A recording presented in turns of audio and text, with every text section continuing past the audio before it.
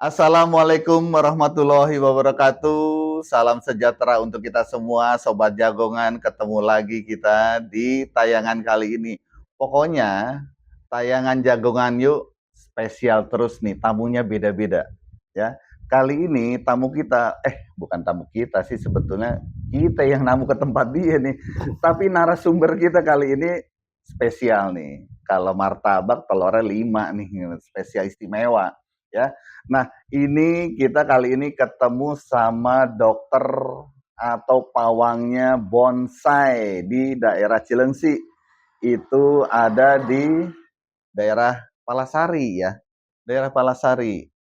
Nah, siapa dia, gimana dia sebelum kita mulai, seperti biasa gua ingetin jangan lupa subscribe, like, komen, dan share video tayangan Jagongan yuk di sosial media Sobat Jagongan semuanya.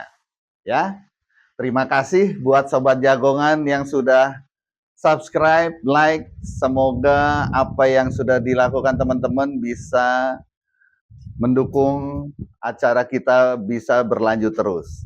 Oke, nggak berlama-lama, langsung aja kita ketemu. Gua kenalin sama Kang Iwan dari Cilengsi. Assalamualaikum warahmatullahi wabarakatuh. Ketemu dengan teman bonsai, mungkin sahabat-sahabat bonsai. Perkenalkan, nama saya Iwan dari Kabupaten Bogor. Mungkin sekarang saya tinggal di Cilengsi. Kebiasaan atau sehari-hari saya mungkin ya hanya sebatas untuk hobi bonsai dan sebagainya gitu. Oke, Kang Iwan ini kebetulan nama kita sama nih, Iwan sama Iwan gitu kan. Iwan A dan Iwan B. Kang Iwan, Siap. terima kasih nih Kang Iwan udah mau terima kami Jagongan yuk ngobrol-ngobrol di tempatnya Kang Iwan. Kita dapat info kalau ada dokter dan pawangnya bonsai katanya di daerah sini, di daerah Cilengsi ini. Makanya kita silaturahmi deh, kita kenalan gitu kan biar tahu. Mungkin Sobat Jagongan juga saya yakin pasti ada yang punya hobi yang sama ya di urusan dunia bonsai-bonsaian ini. Karena bonsai ini gue sendiri suka sebetulnya. Tapi gue nggak bisa miara, nggak bisa melihara karena butuh perlakuan khusus dan banyak lagi lah. Nanti kita dengerin aja langsung dari dokternya, dari pawangnya ini, ya, Kang Iwan. Siap. Itu sebelum cerita lebih lanjut nih, udah banyak pertanyaan nih di kepala nih tentang bonsai. Nah, kapan sih Kang Iwan? Kalau boleh tahu nih, mulai suka. Dari kecil sih, saya dari SD mungkin sekitar 30 tahunan yang lalu. Allah, 30 tahun. Betul. Ini Sobat Bonsai Jagongan, kalau 30 tahun itu wah luar biasa deh. Itu mulainya apa? Kang Iwan belajar atau istilahnya kalau di otodidak atau gimana? Otodidak aja, suka aja, awalnya suka. Berawal dari zaman dulu tuh kalau ibu itu kalau punya uang beli emas, kadang-kadang suka dikasih dikasih kalender. Nah, kalendernya itu kan biasanya bonsai itu. Oh, gambar-gambarnya. Bagus. Oh, gitu. Nah, tapi kan buat saya yang awam kan itu perlu keahlian khusus, Kang. Buat istilahnya ngebentuk suatu tanaman, pohon, itu bisa jadi bentuk bonsai. Nah, Kang Iwan bisa belajarnya itu maksudnya bikin bonsai deh, akhirnya jadi dokternya malah nih. Sebenarnya kalau di bonsai itu berawal dari rasa senang aja dulu. Oke. Rasa senang, rasa cinta, nanti juga akan keluar dengan sendirinya dengan ikhlas. Gitu. Kalau cuma sekedar ikut-ikutan, kayaknya nanti ada titik jenuh. Dimana kita juga, kayak bosen nih, boring gitu. Tapi kalau ada dasar senang, bawaan suka, gitu, insya Allah nggak akan bertahan kita. Nah, untuk masalah keilmuan, itu pengalaman biasanya. Pengalaman, nangani pohon jenis seperti ini, media cocoknya seperti apa, pupuknya seperti apa.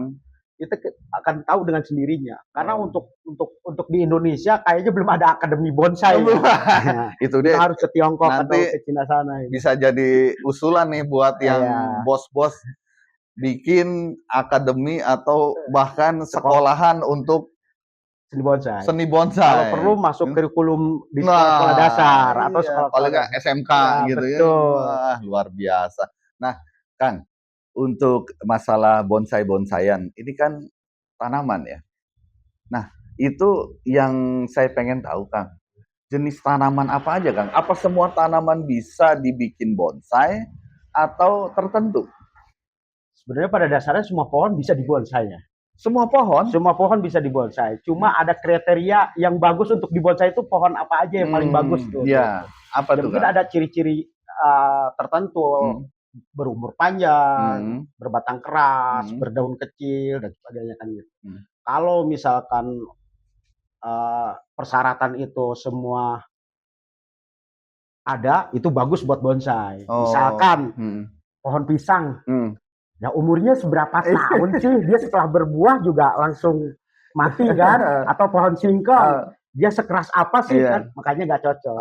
Tapi bukan berarti nggak bisa. Bisa tapi nggak pas lah gitu ya. Tujuan untuk dibonsai itu kan sebenarnya sih berawal dari mengkerdilkan sebuah pohon. Ditanam di dalam sebuah pot dangkal kan begitu.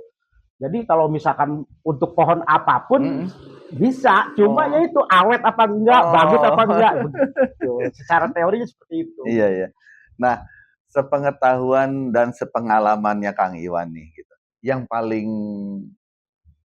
pas cocok untuk jadi suatu kreasi bonsai yang wah gitu ya. Yang paling bagus. Itu tanaman apa, Kang? Kalau selama ini kan di Indonesia itu masih banyak impor ya Pak.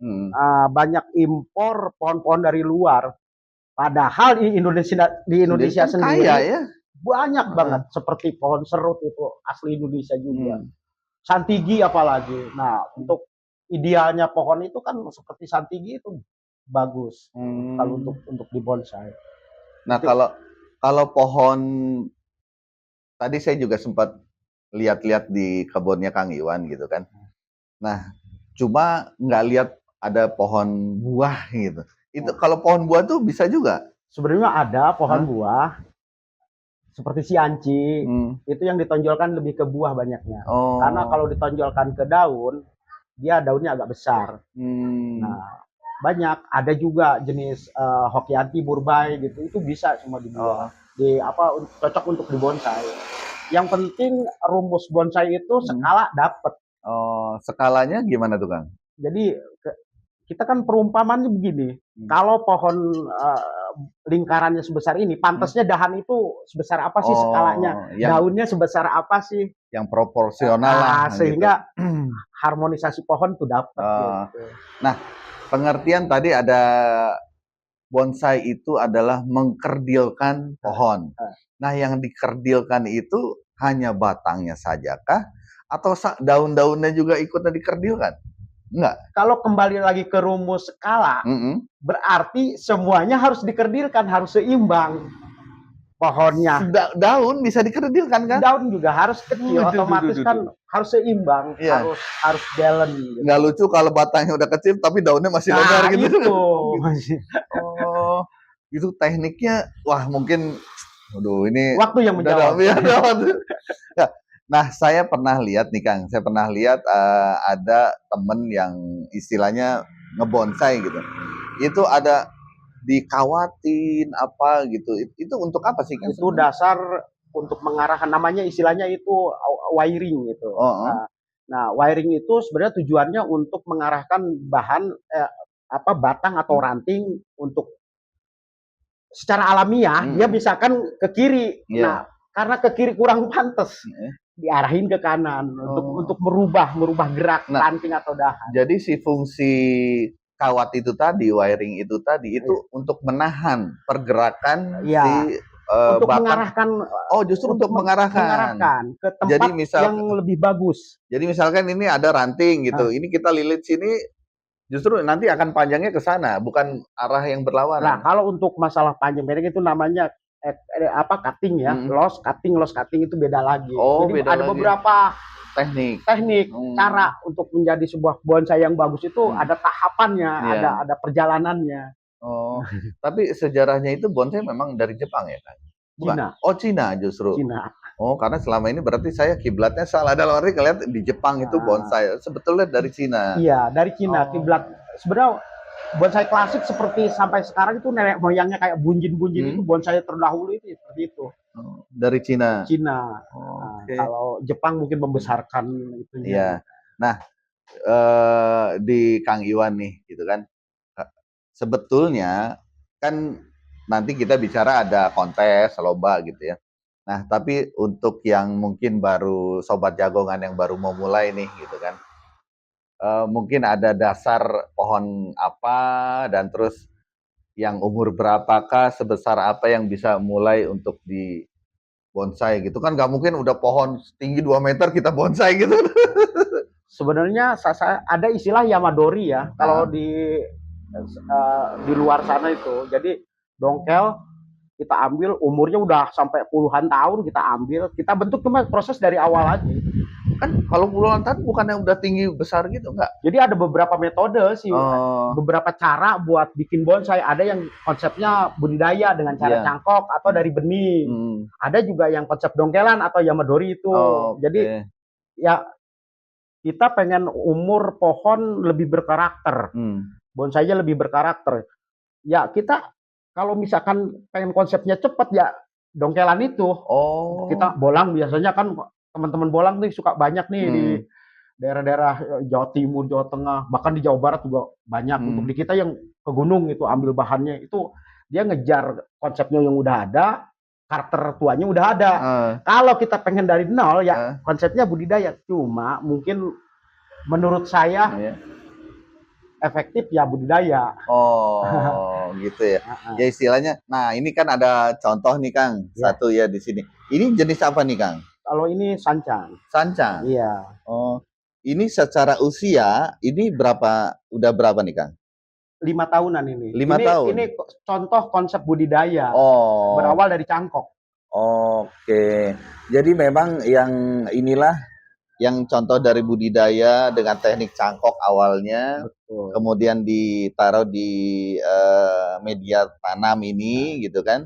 Dengan kalau pot ini memang hanya untuk keperluan kontes kah atau sebetulnya di pot, saya tahu potnya pot yang biasa-biasa dalam gitu kayak ember gitu kan. Ya, tujuannya kan orang tuh yang hobi bonsai itu macam-macam Pak. Ada yang memang dia tujuannya saya pengen kontes. Saya hanya buat pajangan. Nah, kalau buat pajangan ya beda lagi cara perlakuan kita buat bonsai. Kalau buat kontes beda lagi perlakuannya buat bonsai itu. Bicara itu deh nanti. Ya di Cibinong. Cibinong. Di Cibinong. Nah, mungkin ini salah satu mau buat persiapin buat ini buat siapan tanding nih. Iya. Naik panggung. Masya Allah. Jadi beda kalau habis kontes itu biasanya ini saya masuk ke double pot. Jadi nanti simpan ke pot lagi. Jadi ada pot yang lebih besar, ini masuk ke pot aja. Nah, bicara kontes nih Kang. Kan saya yakin Kang Iwan nggak cuma setahun 2 tahun kan gitu kan. 30 tahun pengalaman di bonsai. Pasti sering juga lah mengikuti kontes gitu, entah setiap tahun atau mungkin setiap berapa bulan. Nah, kalau secara kontes itu penilaiannya apa tuh Kang yang dilihat? Yang nanti ini juara 1, ini juara 2, yang lebih penjurian itu lebih ke apanya Kang? Kalau juri itu biasanya ada 4 kriteria yang dinilai. Nah, kita misalkan pertama dari gerak dasar. Dari gerak dasar, terus dari tingkat kematangan, ada juga keselarasan, terus keseimbangan pohon itu sendiri, atau keserasiannya itu pohon itu sendiri.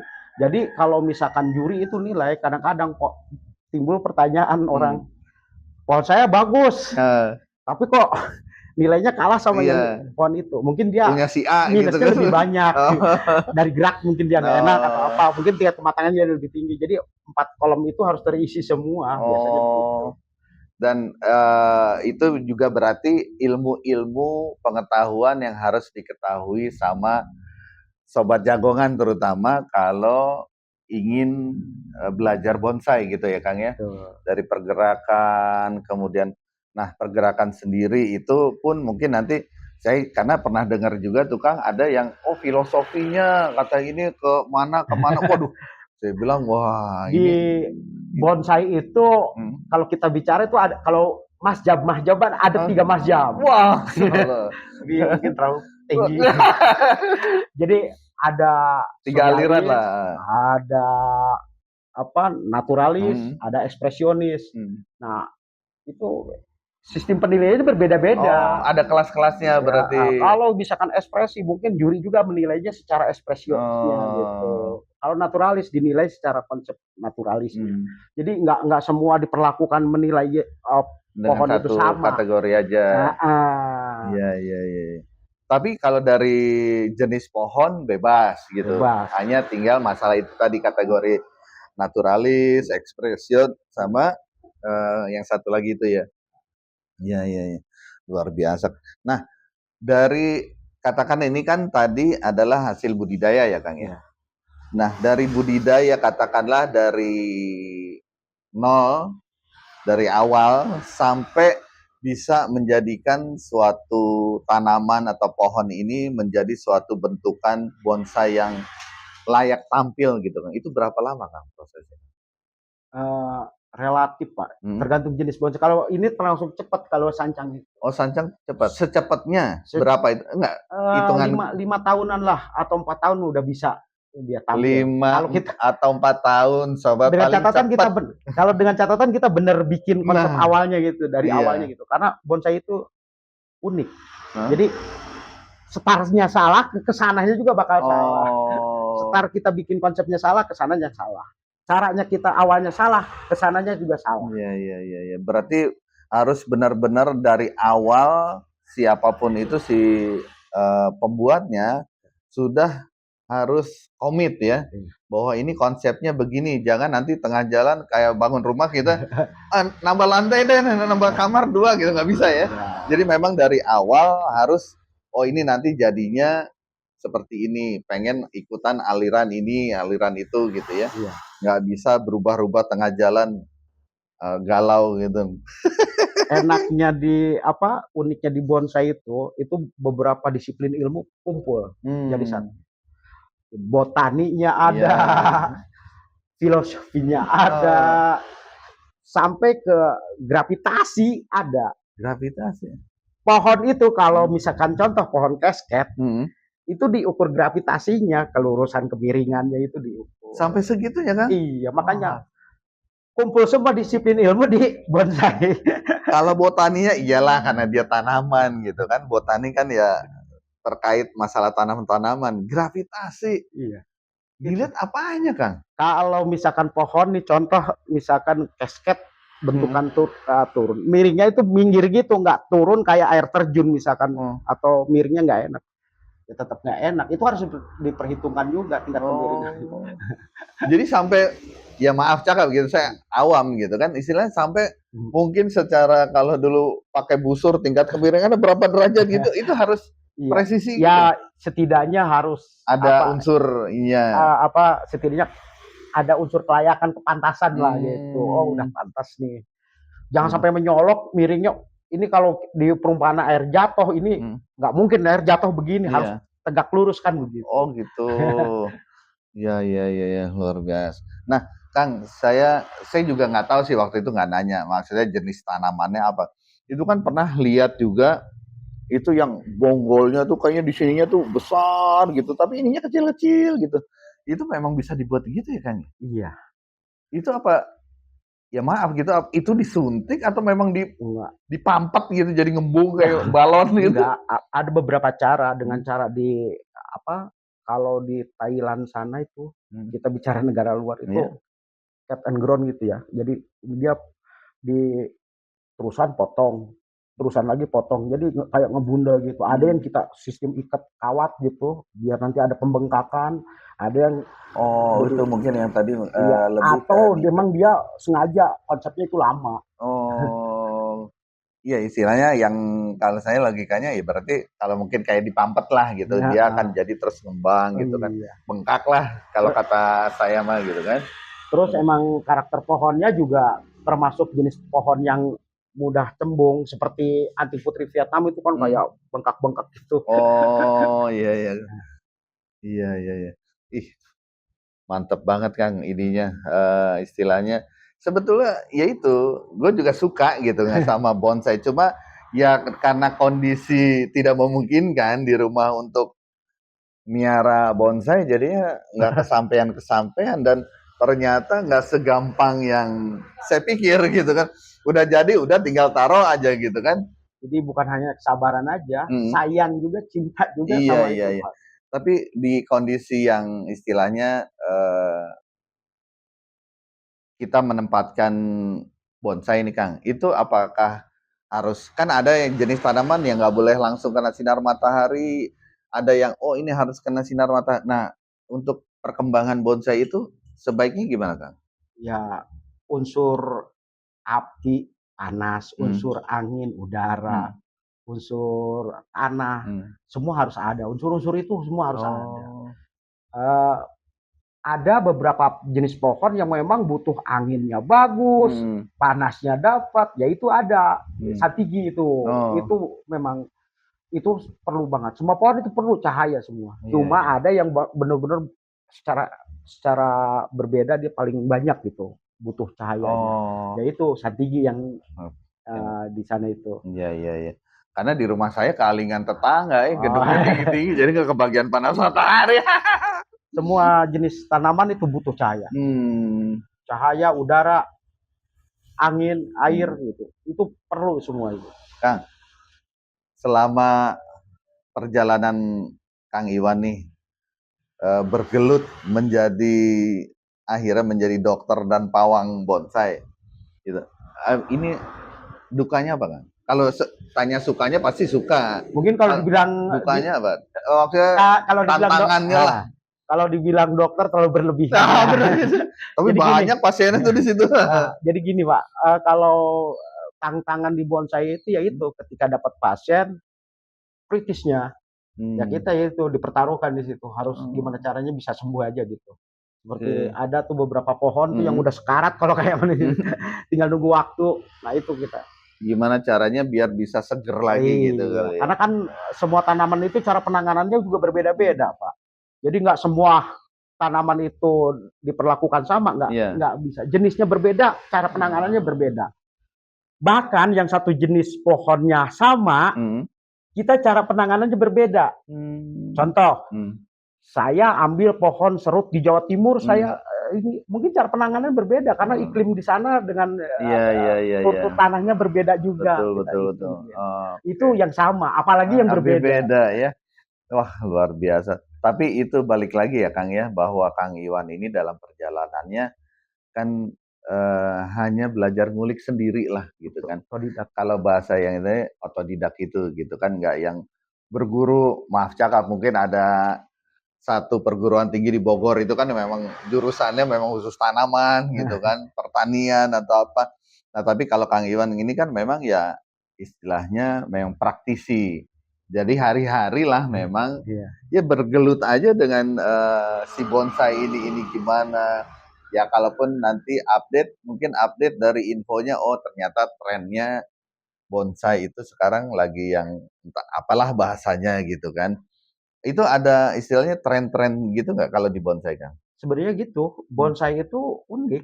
Jadi kita harus ikutin perkembangan juga. Ya, berarti apalagi ada istilah namanya bonsai modern, bonsai klasik. Update terus, jadi kita harus ikutin. Sekarang lagi tren nih pohon apa gitu.